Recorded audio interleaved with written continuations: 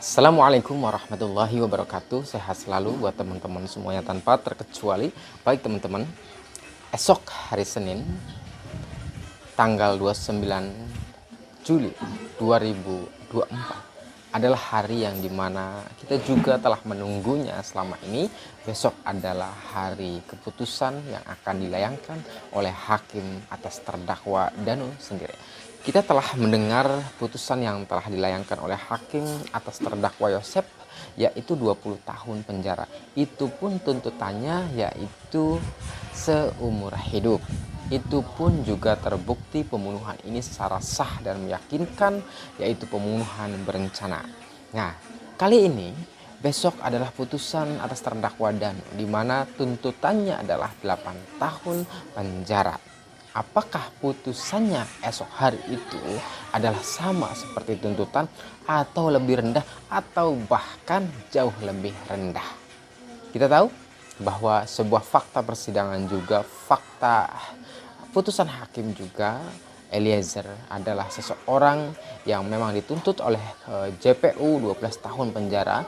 Namun pada akhirnya hakim menilai bahwa Eliezer akhirnya diputuskan dengan 1,5 tahun lamanya, dipotong masa tahanan itu sendiri. Akhirnya tidak lama ternyata bebas juga ya seorang Eliezer itu. Nah, bagaimana untuk Danu? Kita akan tunggu secara bersama-sama. Kita akan dengarkan secara bersama-sama apa yang akan dilayangkan, hukuman apa yang akan dilayangkan oleh hakim untuk terdakwa Danu sendiri. Ya, teman-teman. Perbedaannya kita tahu bahwa Eliezer itu adalah seorang pelaku utama ya. Tetapi dia kooperatif, dia juga mengakui dan membongkar semuanya. Kemudian Eliezer juga mengakui dan membongkar itu setelah ditersangkakan, ya kan. Perbedaannya dengan Danu itu sebelum ditangkap ia menyerahkan diri dan mengakui terlebih dahulu. Yang kedua juga bahwa Danu itu adalah bukan pelaku utama, tetapi Danu itu diandilkan atau turut membantu dalam ranah pembunuhan berencana tersebut. Sebelum jauh ke sana, saya juga sebenarnya punya cerita yang menarik sebenarnya. Ini adalah terkait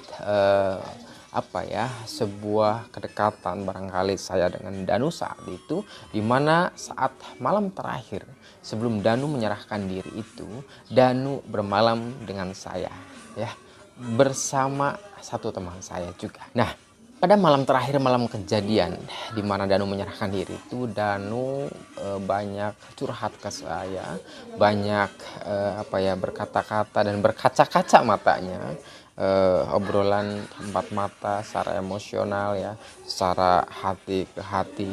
Misalkan juga teman-teman di antara yang lain itu banyak yang berkata bahwa kok kenapa baru 2 tahun itu Danu baru berkata jujur, kenapa selama ini kemana saja kira-kira begitu kan. Nah, ternyata memang terjawab sekali, ini adalah hubungan atau obrolan pribadi ya, dari hati ke hati antara saya dengan Danu. Kenapa ini saya share? Karena memang barangkali ini informasi ini dibutuhkan yang sebenarnya oleh teman-teman semuanya. Bahwa begini teman-teman, di dalam malam itu saya banyak bertanya sekali terhadap Danu ya. Pertama barangkali yang paling krusial, dimana Danu saya bilang, selama ini saya dekat dengan ente, saya ini dekat secara emosional dengan ente, saya tahu, saya paham ente, karakter ente, saya bilang saya paham betul. Saya juga menganggap ente itu adalah bukan orang lain, tapi saudara saya. Tapi kenapa selama ini kamu tidak mau membongkar seperti halnya sekarang, tidak mau jujur seperti halnya sekarang? Ternyata alasan Danu ini juga nanti sebagian dilayangkan di dalam fakta persidangan ya teman-teman. Dan ternyata apa yang dijawab Danu itu, Bang, katanya, bagaimana saya mau berkata yang sebenarnya? Satu sisi saya itu juga mendapatkan intimidasi. Satu sisi juga saya mendapatkan ancaman. Dan ancaman atau intimidasi itu, Bang, katanya, bukan hanya untuk saya pribadi. Untuk saya pribadi sih mah nggak masalah lah. Mas saya mau diapakan juga nggak masalah lah. Tetapi buat keluarga saya, orang tua saya. Orang tua saya itu walaupun memang orang tua angkat, orang tua saya itu memang mengadopsi saya dari kecil, ya kan, dimana saya juga orang tua aslinya adalah orang yang nggak punya rumah pun bilik dan lain sebagainya. Tetapi saya memang menganggap orang tua angkat saya ini adalah orang tua yang sesungguhnya. Sama halnya dengan orang tua kandung saya, sama, tidak ada perbedaannya. Ketika orang tua saya itu diancam, diintimidasi melalui saya, ancaman itu bahwa apa yang harus saya perbuat, saya tidak paham itu bang, katanya gitu. Saya tidak paham, saya juga tidak bisa berbuat apa-apa. Dulu katanya saya memang pernah mengatakan yang sebenarnya di dalam pemeriksaan itu, tetapi buktinya juga itu tidak di follow up, katanya tidak ditindaklanjuti. Nah, saya juga bingung bang, katanya bingung entah apa yang harus saya lakukan. Saya mau mengakui di awal dalam BAP pertama-tama itu sudah, tapi kok ternyata BAP itu suruh tidak mengakui dan sebagainya itu bang.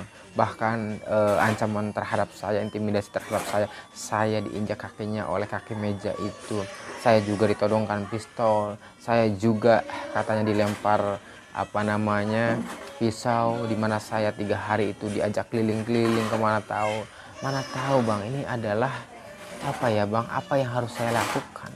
Saya pribadi ada seperti itu bang. Kemudian kalau saya pribadi sih nggak masalah, katanya gimana orang tua saya ketika diginikan seperti saya ini bang, saya tidak bisa melakukan apa-apa bang, katanya saya tidak mengerti apa yang harus saya lakukan begitu. Saya bilang, saya sedih juga mendengarnya sedih juga, ya Allah. Saya bilang iya, kalaupun ini terjadi pada saya juga belum tentu kuat ya barangkali, apalagi seorang Danu yang memang notabene umurnya adalah masih 20 atau 21 saat itu ya teman-teman, 20-an ya saat itu. Jadi memang serba sulit dan serba salah. Oh iya ya, saya bilang aduh gimana, saya pribadi juga bingung mau memberikan saran-saran yang terbaiknya itu ya, bingung sekali. Oh iya ya Danu ya, saya bilang situasi dan kondisi memang agak sulit untuk kamu untuk berbuat apa yang harusnya kamu lakukan, tetapi setidaknya itu adalah pengalaman. Walaupun itu adalah pengalaman buruk buat kamu, kalau kamu telah melakukan perbuatan itu, kamu juga tetap ada yang namanya konsekuensi dari itu. Kalaupun kamu merasa, karena kan dia curhat juga ya, saya katanya dari kecil diadopsi sama orang tua, kemudian saya diminta bantuannya, dan diminta bantuannya itu pertama kali bukan sebagai operator, tetapi orang yang disuruh gitu ya. Orang yang disuruh, Danu beli rokok, Danu beli makan, Danu beli apa dan sebagainya. Danu itu yang awalnya adalah disuruh-suruh saja. Pada akhirnya kemudian ada cocokan dari keluarga Mamang itu, walaupun Mamang bukan kandung, tetapi akhirnya Danu diangkat menjadi operator, digaji 1,5 juta, dan gaji tersebut katanya sebagian untuk orang tua saya, katanya bang. Saya tidak habis pikir, katanya bang. Saya membantu dengan tulus keluarga tersebut, tetapi saya kok kenapa dilibatkan? Saya juga malam kajian itu katanya tidak tahu apa-apa. Ketika dijemput itu awalnya tidak tahu. Nah, sampai di pecel lele pun saya tidak paham maksudnya itu apa bang. Katanya di pecel lele itu katanya bantu saya, kita kasih pelajaran, itu maksudnya apa nggak ngerti, kirain kasih pelajaran itu adalah berupa ancaman saja lah dan sebagainya lah. Saya nggak mengerti kalau malam itu adalah malam terakhir untuk Bibi dan Amel, katanya begitu. Aduh, saya bilang iya juga. Kenapa, saya bilang, kamu nggak lari semalam itu ya bang, katanya saya itu takut banget ya, buru-buru lari bang. Saya tahu sendiri, saya takut sama Pak Yosef gitu kan. Apalagi dia itu ada Arigi, ada Abi, katanya saya takut bang di situ. Saya dipaksa untuk menghajar Bibi itu, saya nggak berani menolak bang, saya takut itu. Nah, situasi ini akhirnya mau nggak mau bang, saya harus melakukan itu. Saya nggak berani bang, saya nggak berani membantah, abang tahu sendiri ya. Saya itu nggak pernah membantah perintah abang juga, saya nggak pernah, apalagi perintah bos saya. Inilah yang kemudian ya teman-teman menjadi dasar, dimana saat itu ada konten saya yang pertama kali membahas tentang cupu. Itu sebenarnya persis sekali dengan kronologi yang sebenarnya itu ya, bahwa dia itu sebagai orang yang gak punya, beliau itu sebagai orang yang disuruh-suruh, tetapi pada akhirnya bosnya itu menjerumuskannya, dan setelah menjerumuskan itu adalah mengorbankannya, meninggalkannya, seperti itu teman-teman. Ini cerita-cerita ini panjang, itu pembicaraan itu dari hati ke hati, pembicaraan itu empat mata ya teman-teman. Saya sebenarnya nggak kuat malam kejadian itu, tetapi mau nggak mau harus saya dengerin, dan mau nggak mau ini juga harus saya ceritakan karena ini sudah hampir berlalu ya teman-teman. Tadi juga saya sudah katakan terhadap Danu, walaupun kamu seperti ini Danu, walaupun kamu dilibatkan, walaupun kamu tidak tahu atas perencanaan pembunuhan ini, tetapi kamu telah melakukan, walaupun kamu disuruh atau dipaksa, tetapi kamu sudah melakukan, otomatis kamu kena konsekuensi hukum terhadap ini. Iya bang, nggak apa-apa katanya. Iya bang, terkait konsekuensi hukum tidak apa-apa. Bahkan katanya saya sudah bilang ke ibu beta itu bang, katanya. Bu, saya bilang bu, kata saya, biarinlah orang lain yang salah, biar semua yang saya yang tanggung bu, katanya. Biarkan yang lain, termasuk ke Pak Yosep sendiri, yang lain dan sebagainya, itu biarkan saya yang mendapatkan hukuman, supaya keluarga saya itu baik-baik saja. Saya udah bilang begitu bang ke ibu beta, tapi ya nyatanya itu juga telah diucapkan dalam fakta persidangan ya oleh ibu beta, sama itu persis ucapan itu atas ucapan Danu pada malam terakhir itu dengan fakta persidangan yang telah dilayangkan oleh ibu beta itu sama persis ya teman-teman. Oh iya juga ya, saya bilang. Terus kata dia jawab, iya bang nggak apa-apa gitu. Nah malam-malam itu memang hampir nggak tidur ya, hitungan jam lah ya, 2 jam atau 1 jam gitu ya, karena sekitar jam 4-an jam 4-an itu kita masih ngobrol dengan Danu malam terakhir itu. Ya curhat totalitas lah ya. Ya Allah, saya bilang saya nggak habis pikir juga kalau memang situasi dan kondisinya itu begitu ya teman-teman. Saya sedih, jujur saya pribadi sedih, tetapi kalaupun memang mendapatkan konsekuensi hukum itu wajar, karena memang beliau adalah bagian daripada pelaku, walaupun bukan pelaku dalam sebuah perencanaan, karena beliau tidak tahu apa-apa.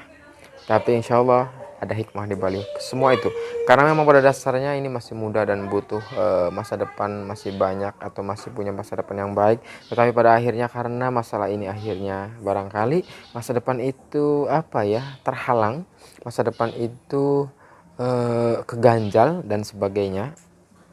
Mudah-mudahan ada hikmah di balik semua ini buat ia juga, bahwa sesuatu ketika ia suruh itu harus mengerti, misalkan harus tahu akibatnya, misalkan harus tahu konsekuensinya. Ketika akibat dan konsekuensinya itu negatif, maka tidak boleh dilakukan.